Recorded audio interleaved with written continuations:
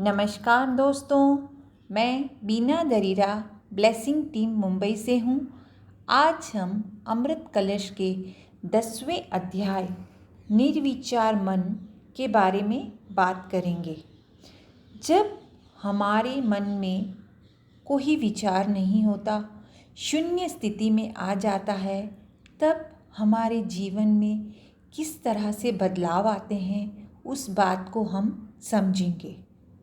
हमारे प्राचीन ऋषियों ने मन की अशांत तरंगों को चित्त की चेतना कहा है। अतएव ऋषि पतंजलि ने योग को चित्तवृत्ति निरोध कहकर व्याख्या की है। मनुष्य मूलतः मन की अस्थिर प्रकृति द्वारा हमेशा व्यथित किया जाता है। इन अस्थिर तरंगों के कारण हमारी आत्मिक ऊर्जा का अकारण ही नुकसान होता है। जब हम इस प्रकार आत्मा की ऊर्जा व्यय हो जाती है तो भौतिक शरीर दुर्बल हो जाता है और उस पर अनेक बाह्य स्रोतों द्वारा आक्रमण होने की संभावना बढ़ जाती है। परिणाम स्वरूप कई रोग उसे घेर लेते हैं। जल्दी बूढ़ा होकर जल्दी ही मृत्यु को प्राप्त हो जाता है। जो भी काम हम करते हैं उस पर अपनी एकाग्रता बनाए रखने की योग्यता को सदमा लगता है। स्मरण शक्ति क्षीण हो जाती है। मन की ये अशांत तरंगे जितनी अधिक होगी, किसी भी काम को करने में व्यक्ति की प्रभावशीलता उतनी ही कम होगी। यह भी याद रखना चाहिए कि मन प्रकृति से ही अस्थिर होता है। प्रकृति से ही अशांत यह मन अधिकतर उन लोगों का होता है जो मन का परिष्कार नहीं करते। वह जमीन जिसे जोता न जाए निश्चय ही खरपतवार से भर जाएगी। इसी प्रकार साफ, स्वच्छ, निर्मल मन में भी व्यर्थ के विचार भर जाएंगे। ध्यान में आने पर आरंभ में तो मन की इस अशांत तरंगों को शांत किया जाता है। जल्दी ही मन एक गहन शांति की अवस्था को प्राप्त कर लेता है, क्योंकि अशांत तरंगे अब पूरी तरह समाप्त हो चुकी हैं। ध्यान का मार्ग मन के अशांत तरंगों की पूरी तरह से निकाल देने का मार्ग है, क्योंकि हमें मन को श्वास पर केंद्रित करना है। जब मन श्वास पर केंद्रित हो जाता है और हम लगातार ध्यान अभ्यास करते रहते हैं तो एक बहुत अच्छी बात होती है, ये अशांत तरंगे पूरी तरह नष्ट हो जाती हैं और एक शांत, नीरव, स्थिर मन का सर्जन होता है। मन पूरी तरह विचार शून्य हो जाता है।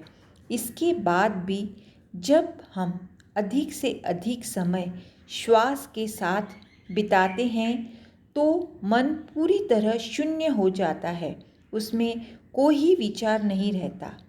जब मन पूरी तरह विचार शून्य हो जाता है तो प्रचुर मात्रा में विश्व शक्ति शरीर में भरना शुरू हो जाती है।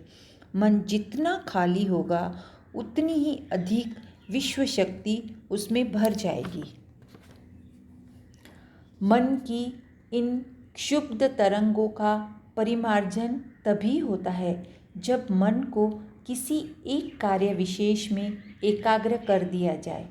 जितना अधिक एक व्यक्ति अपने काम में ध्यान लगाता है उतना ही अधिक उसका मन निर्मल होता है और उतनी ही उसके मन की अस्थिरता कम हो जाती है। उतना ही अधिक उसका मन शांत व स्थिर हो जाता है और उतनी ही उसके शरीर में ऊर्जा बढ़ जाती है। जब भौतिक शरीर इस विश्व शक्ति से भर जाता है तो उसका एक स्वाभाविक परिणाम होता है देखना। एक सच्चा ध्यान अभ्यासी आरंभ में प्रकृति के सुंदर दृश्यों को देखने लगता है जो उसने पहले कभी नहीं देखे होते। प्रकृति के ये सुंदर दृश्य अक्सर अन्य फ्रीक्वेंसी की रियलिटी होते हैं।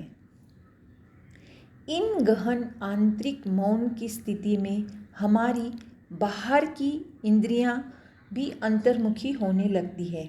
परिणाम स्वरूप बाहर की इंद्रियां ही भीतरी इंद्रियां बन जाती है। आंतरिक इंद्रियों से ही आंतरिक लोक देखे जा सकते हैं। इन आंतरिक लोकों की अपनी अलग फ्रीक्वेंसियां हुआ करती है। ध्यान का लक्ष्य है इन आंतरिक इंद्रियों को सक्रिय करना तथा इन आंतरिक लोकों में प्रवेश करके वहाँ के मास्टर्स के संपर्क स्थापित करना। इन्हीं आंतरिक लोकों के मास्टर से आध्यात्मिक ज्ञान प्राप्त किया जाता है। जितना अधिक समय ध्यान किया जाता है उतना ही अधिक आध्यात्मिक ज्ञान प्राप्त होता है। जितना अधिक आध्यात्मिक ज्ञान होगा उतना अधिक स्वास्थ्य, शारीरिक बल तथा ऊर्जा भी हम में होगी। आज हम जिस सत्ता में व्यस्त हैं उससे भिन्न सत्ताएं भी विद्यमान है। प्रत्येक सत्ता विशेष की एक प्रणाली है और उसकी अपनी ही फ्रीक्वेंसी है। हर फ्रीक्वेंसी की सत्ता अपने आप में एक असीम ब्रह्मांड है। पूरे विश्व में असंख्य अलग अलग फ्रीक्वेंसी वाले ब्रह्मांड हैं।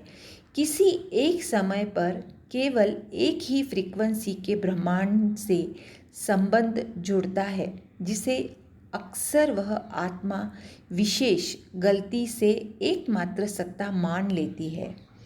बहरहाल ध्यान में वह आत्मा विशेष आध्यात्मिक ज्ञान के कोकून को तोड़कर बाहर निकलती है। कई नई आध्यात्मिक सत्ताओं का अनुभव करती है और अधिक ध्यान करने से और ज़्यादा समझ मिलती है तथा निजी अनुभव द्वारा विश्व की विस्मयकारी वास्तविकता का पता चलता है। इसी को हम ज्ञानोदय कहते हैं।